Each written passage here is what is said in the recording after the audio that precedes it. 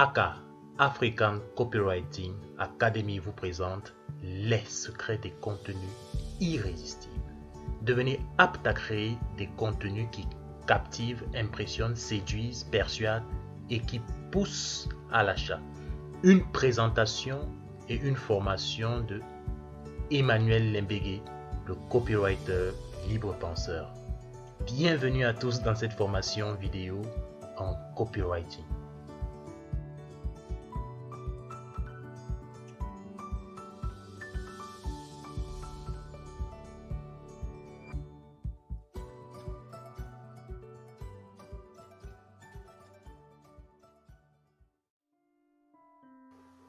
Avez-vous déjà eu l'un de ces problèmes? Vous perdez tellement de temps pour rédiger ne serait-ce qu'un simple test. Vos ventes chutent chaque jour ou n'évoluent pas car vos publicités endorment vos lecteurs. C'est du déjà vu, ça ne les impressionne absolument plus. Vous sentez que vos fans, vos abonnés, vos lecteurs ne sont pas conscients de votre véritable valeur ou alors de la valeur de vos produits et des services que vous commercialisez. Vous attirez trop de mauvais prospects. Ils ne vous respectent pas, mais en plus, ils tuent votre temps, vos énergies et parfois même votre argent parce qu'ils vous payent mal. Vous ratez plusieurs ventes. On parle d'à peu près 60% de ventes parce que vos prospects remettent à demain. Ils lisent votre annonce publicitaire, mais ils ne passent pas à l'action. Ils remettent à demain et donc ils trouvent malheur en chemin et ils n'achètent pas vos produits. Bref, vous avez du mal à bien gagner votre vie. Pourtant, vous proposez quelque chose de bien. Vous avez de bons services, de bons produits, mais les ventes ne suivent pas. Alors, si vous avez déjà eu à rencontrer l'un de ces problèmes, une fois de plus, félicitez-vous d'avoir devant vous cette formation vidéo en copywriting, car elle va vraiment vous aider. Maintenant, que vous soyez chef d'entreprise, entrepreneur, journaliste, rédacteur, auteur, écrivain, étudiant ou même chercheur d'emploi, sachez que le copywriting peut vous aider à atteindre plus facilement vos objectifs professionnels. Tout simplement parce que le copywriting, c'est principalement deux éléments. L'écriture qui est à la base de tout contenu, audio, vidéo, etc. Et la persuasion qui est certainement l'un des plus grands et plus puissants pouvoirs qui existent. Vous pouvez ne pas avoir de bras, de jambes, mais si vous êtes persuasif, vous pouvez convaincre quelqu'un de vous porter sur son dos et d'accomplir ce que vous voulez accomplir. J'ai cité là Tony Robbins.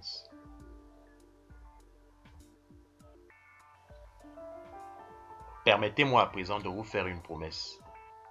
Si vous mettez au moins 60 à 70% des principes et des conseils de cette formation vidéo en copywriting, et si vous appliquez les exercices, vous serez capable de définir correctement ce que c'est que le copywriting ainsi que son utilité, de concevoir et de mettre en œuvre ce qu'on appelle une communication magnétique, c'est-à-dire qui sort de l'ordinaire, qui est originale et qu'on va forcément remarquer, de maîtriser les étapes qui viennent tout juste avant la rédaction d'un texte persuasif, c'est ce qu'on appelle la conception, de rédiger très rapidement des titres excellents et captivants, de créer un premier paragraphe qui met le lecteur dans l'état idéal pour acheter votre produit. On parle de créer un topogramme glissant comme en image.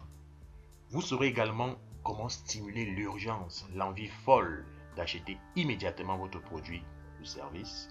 Finalement, vous serez apte à créer entièrement des tests de vente, du titre jusqu'à la conclusion. Et pour faire cela, voici le sommaire de cette formation vidéo en copywriting. Alors, au sommaire, nous allons commencer par l'introduction générale. Ensuite, le module 1, nous allons étudier les 3 principes clés de la conception-rédaction, SEB, les 3 P et FAB. Le module 2 est consacré aux techniques de la conception-rédaction, la structure de base d'un texte de vente, le titre, le premier paragraphe, le sujet central, la conclusion, les 2 formules de rédaction de texte qui sont formule PASS, formule AIDA, et enfin le 3e module est consacré entièrement aux exercices corrigés, bien entendu. Introduction générale. Dans cette toute première partie, on va commencer par définir les thèmes clés. Ensuite, on va décrypter le thème copywriting on va mieux comprendre ce que c'est. Après, on va comparer le copywriter, celui qui fait du copywriting, à d'autres professionnels du domaine de la rédaction. Et pour finir, on va mieux voir l'utilité du copywriting. Commençons tout de suite par la définition des termes clés. Et le tout premier terme, c'est la rédaction publicitaire. La rédaction publicitaire est le fait de rédiger un texte à des fins publicitaires, c'est-à-dire pour faire de la publicité. La publicité elle-même, c'est une forme de communication qui a pour but d'influencer un public pour le pousser à poser un acte précis. Ça peut être d'acheter un produit, de souscrire à une offre ou alors d'adopter un certain comportement, comme par exemple ne pas boire et ensuite aller prendre le volant ou alors porter un masque pour pouvoir se protéger d'un certain virus. Donc la publicité t'amène à changer un peu ce que tu es pour adopter un nouveau comportement ou t'amène à prendre ta carte de crédit et commander. Mais où intervient le copywriting dans tout ça? Vous allez comprendre. Le copywriting, c'est encore l'art de rédiger des textes à des fins publicitaires. Mais ici, on parle des textes de vente. Pour dire que c'est exactement la même chose que la rédaction publicitaire. Texte publicitaire, texte de vente, c'est la même chose. Sauf qu'il faut maintenant comprendre le rapport qu'il y a entre copywriting ou rédaction publicitaire et publicité. C'est que la publicité se sert de différents contenus, pas seulement les textes. On a les images, on a les sons et on a les vidéos. Cependant, le copywriting est la base même de toutes les autres formes de communication ou de contenu. Ce qui veut dire que le copywriting est la base de quoi? De la publicité. Parce que c'est à partir du texte qu'on peut avoir un script qui va permettre de faire une vidéo ou une voix off ou un son ou encore avoir une image. Donc, le copywriting est la base de la publicité et il sert à rédiger des textes de vente. Mais c'est quoi un texte de vente? Un texte de vente, c'est un texte qui sert à générer une vente, tout simplement. C'est-à-dire qu'il produit des actes d'achat. Il pousse des gens à acheter. Il génère donc une vente. Et une vente en elle-même, qu'est-ce que c'est? De manière générale, une vente n'a pas forcément à voir uniquement avec le domaine commercial. Vous voyez? Mais une vente, c'est lorsque vous persuadez et où vous réussissez à convaincre quelqu'un de faire quelque chose. Tout simplement. Et tout de suite, on veut comprendre quelle est la différence entre persuader et convaincre. Persuader, c'est pousser quelqu'un à faire quelque chose en vous servant des émotions, des sentiments. Par contre, convaincre, c'est amener quelqu'un à faire quelque chose en vous servant d'un raisonnement, de la démonstration rationnelle, des faits. Tout ceci pour dire quoi? Le copywriting, c'est le fait de convaincre ou de persuader quelqu'un à faire quelque chose, mais en utilisant des tests. On peut convaincre quelqu'un sans utiliser un test, juste avec son apparence physique, avec sa voix, sa beauté, je ne sais pas quoi et autres techniques. Mais dès lors que vous servez des tests pour convaincre quelqu'un de faire quelque chose, vous êtes en train de faire du copywriting. On va continuer avec le décryptage de ce mot-là, copywriting. Continuons notre étude et notre compréhension du mot copywriting. En fait, le copywriting, c'est un mélange de plusieurs savoirs, parmi lesquels le marketing. C'est-à-dire, il faut faire des études, il faut comprendre les cibles. Vous ne pouvez pas influencer quelqu'un, c'est-à-dire le persuader ou le convaincre de faire quelque chose si vous ne l'avez pas étudié au préalable. Donc, il faut vraiment avoir des notions de marketing. Lorsque vous serez en train de faire du copywriting, par exemple au sortir de cette formation, vous aurez déjà des notions de marketing intégrées dans votre cerveau. En plus, le copywriting, c'est également de la vente. En fait, on appelle le copywriter le super vendeur. Mais pourquoi? Simplement parce que le copywriting crée des vendeurs. La copie ou le test de vente, c'est un vendeur. C'est-à-dire, il génère des ventes. Pourquoi? Lorsque vous avez un commercial, il va vers un client. Il va vers un unique client, il essaie de le convaincre, il fait tout ce qu'il peut faire pour convaincre ce client. Autre, en un jour, il peut avoir, disons, 5 rendez-vous. Ça, c'est vraiment un très bon commercial. Il peut avoir 5 rendez-vous. Mais un copywriter, qu'est-ce qu'il fait? Il se concentre et il rédige un test de vente ou alors il fait une copie. comme les Américains disent, ils appellent ça une copie. Donc, il fait donc une copie. Cette copie-là, par exemple, s'il la publie sur Facebook, il fait un sponsoring, il peut la montrer à 10 000 personnes. Donc, c'est comme s'il a 10 000 rendez-vous, ou alors mieux, c'est comme s'il a 10 000 commerciaux qu'il a déversés sur le marché pour aller convaincre les gens d'acheter un produit ou de souscrire à un service. Donc, c'est pour ça qu'on dit que le copywriter est un super vendeur. Et en plus, il arrive à vendre sans avoir le prospect ou le client devant lui. Donc, il est vraiment très très bon. Faites donc du copywriting et vous serez déjà en train de devenir un excellent vendeur. En plus, le copywriting, c'est aussi un mélange d'art. C'est pour ça que chaque fois que vous avez entendu parler de art combiné à la science de la rédaction des tests persuasifs. Venons donc sur le côté artistique. Ça, c'est le monde des idées, c'est l'esprit, c'est la créativité. Parce qu'ici, il ne suffit pas de transmettre une information, mais il faut l'habiller, il faut la sublimer pour qu'elle puisse éveiller les sens. C'est ça qui rend la chose captivante. Et on va vraiment voir comment réaliser ça. Finalement, le copywriting, c'est aussi de la science. Et cette science, c'est la psychologie. C'est quand on touche donc à l'esprit humain, c'est-à-dire les ressorts psychologiques, ce qui pousse les gens à agir d'une certaine manière, ce qui les motive, les petits boutons psychologiques qu'il faut appuyer pour avoir telle ou telle réaction. Donc, le copywriting, c'est ce mélange-là de marketing, de vente, d'art et de psychologie. Vous comprenez donc pourquoi les copywriters coûtent particulièrement cher. Parce que pour rédiger un test, tu es obligé de faire un très très gros travail. Et si demain, vous devenez des copywriters professionnels, ou bien si vous en faites un business, et je vous encourage à le faire, sachez que vous devez coûter cher. Parce que pour rédiger un petit test, rien que pour faire un titre, il faut faire beaucoup d'études. Bien, continuons donc cette étude en faisant maintenant la comparaison entre justement le copywriter et les autres professionnels du domaine de la rédaction. Quelle est la différence entre un rédacteur web et un copywriter? Le rédacteur web rédige pour le web. Et quand on parle de web, il y a soit site internet ou alors un type de site internet qu'on appelle un blog. Généralement, ils sont basés sur un sujet, une thématique précise. Ça peut être les ordinateurs, ça peut être les voyages, ça peut être la cosmétique, les rouges à lèvres, les pommes de terre, le jardinage, la bourse, le trading, tout ce que vous voulez. Il est basé sur une thématique précise. Alors, il rassemble toutes les informations de valeur qu'il peut trouver et il en fait des tests. Et des gens qui sont intéressés par la thématique, qui vont tomber un jour sur ses publications, vont trouver que wow, c'est intéressant et ils vont continuer à fréquenter son blog. Avec le bouche à oreille, ils vont attirer d'autres personnes.